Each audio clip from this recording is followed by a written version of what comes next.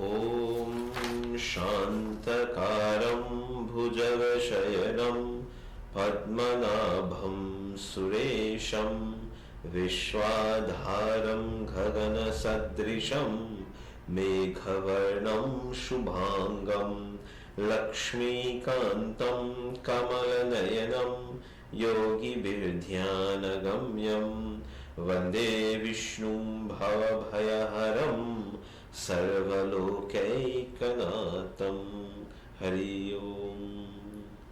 ओम नमो भगवते वासुदेवाय। Welcome to Hinduism in Focus. Today we are celebrating this joyous festival or occasion, or in fact the culmination of this grand festival of Holi or Phagwa as we know it in this country and as per our own tradition, this part of the hemisphere having been brought to us by our foreparents from what we call Bihar, Bhojpuri area in Bharat or India, North India per se, and it is that relics and resemblance of those celebrations that we continue to upkeep. So I want to, on behalf of the Sanatan Vedic Dharma Pandit Sabha Regentry, on behalf of the Hindu Media Guyana, and on my own personal behalf, to extend to all of you a joyous, happy, and of course soul uplifting celebration of Phagwa on this blessed and most festive occasion. Whether we call it Phagwa or Holi, which all have their own connotation, the festival belongs to us. Vasant Utsav, this festival of spring, of celebration, belongs to us, and we must embrace it, and it is in that spirit that I wish all of you the very best, and that the occasion continue to lift us up from within, to adhere, to imbibe, to inculcate the higher values and virtues of life, as Phagwa itself bring to us life, as it were. The celebration of endless colors represent a striving of the human being to mimic and embrace the glory and power of nature. Nature is the manifestation of the what we call absolute power, that is Bhagavan, the Supreme Lord. And in his manifestation of nature, which includes you and I, we see beauty, we see glory, we see amazement, we see illumination, we see the colors of celebration.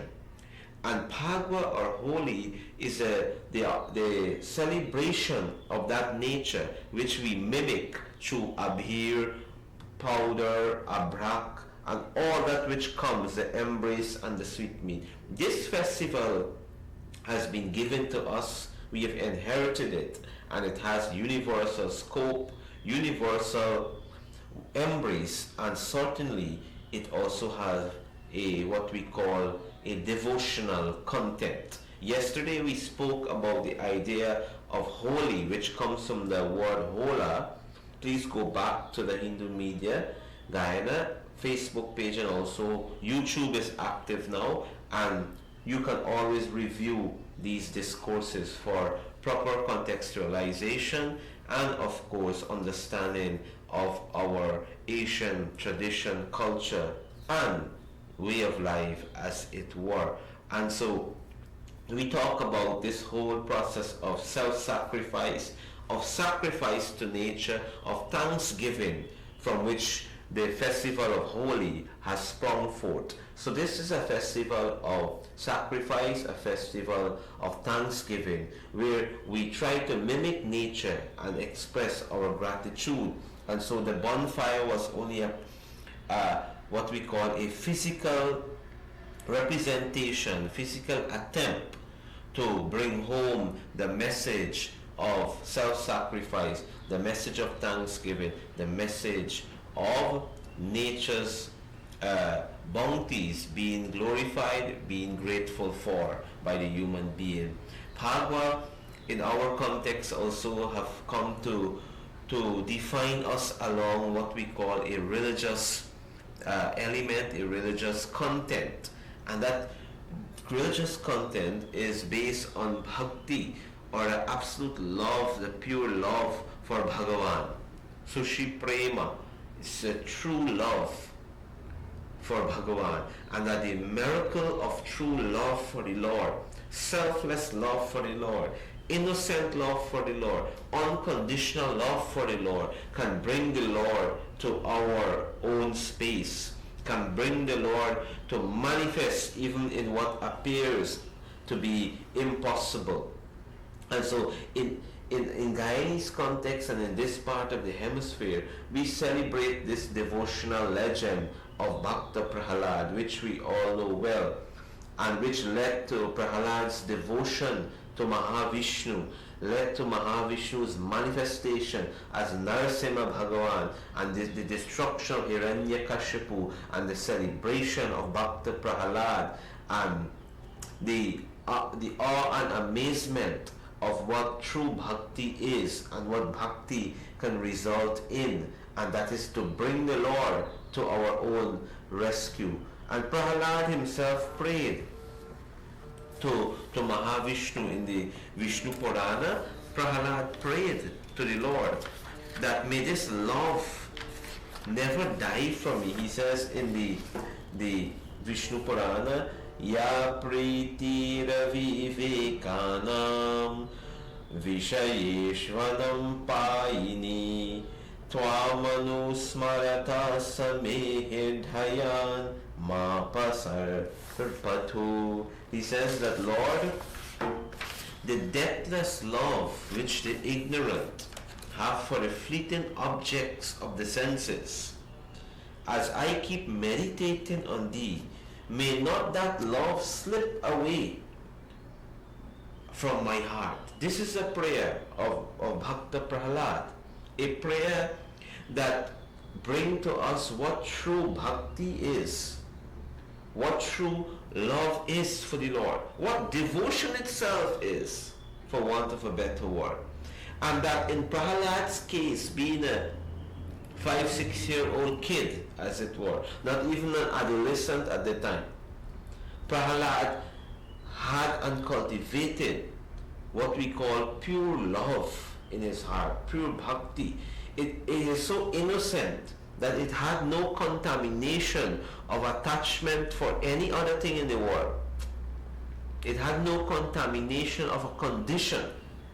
It is our love which we bring to the Lord, our bhakti, that is based on condition, that we have a desire for the attainment of something.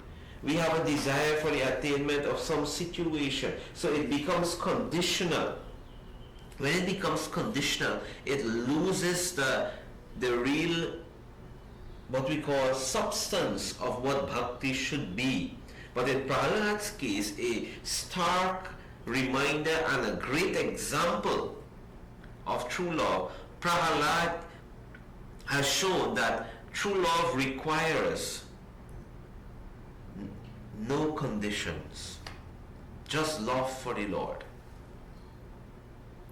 Just the Lord alone matters in this. When He alone matters, everything else come to be in its right time. This was the case also look at Arjuna's case in the Mahabharata. In fact, look at Vidura's case. Vidura, Krishna came to Hastinapur. Duryodhana brought his wealth to show Krishna, when Krishna is the source of all that wealth. He set up a palace for Krishna to sleep. Krishna says, look, I will not sleep here. Why? There is no sincerity, no pure love in Duryodhana's heart for Krishna. He was doing that to win Krishna over so that he can be able to defeat Pandavas and continue to rule tyrannically. So Krishna saw this. Krishna is a Lord. In fact, He's a Lord of true love and all. And Krishna says, look, I will not sleep here. But where I will go? To Vidur's humble abode, Vidur's house. And Vidur prepared the simplest meal for Krishna, and he participated, he relished it. And Vidura and his wife worship and fed Krishna. Most unconditional. They had no desire for anything else but just to serve the Lord whom they love and cherish in their hearts. That is called pure love. And this Prahalad understood this. This realization came to him, and he understood that everybody else loved things based on condition. But true, where there is no condition of love, that thing transfers to bhakti, to love for the Lord. And it's that bhakti which ultimately leads to mukti, as it were. In fact, sometimes all of them merge into all. When one goes as deep as is required in the Shastras and in realization, you realize that bhakti, jnana, karma, everything else and so, there's like the thinnest line amongst them. You don't see the difference, but you have to come to realize that.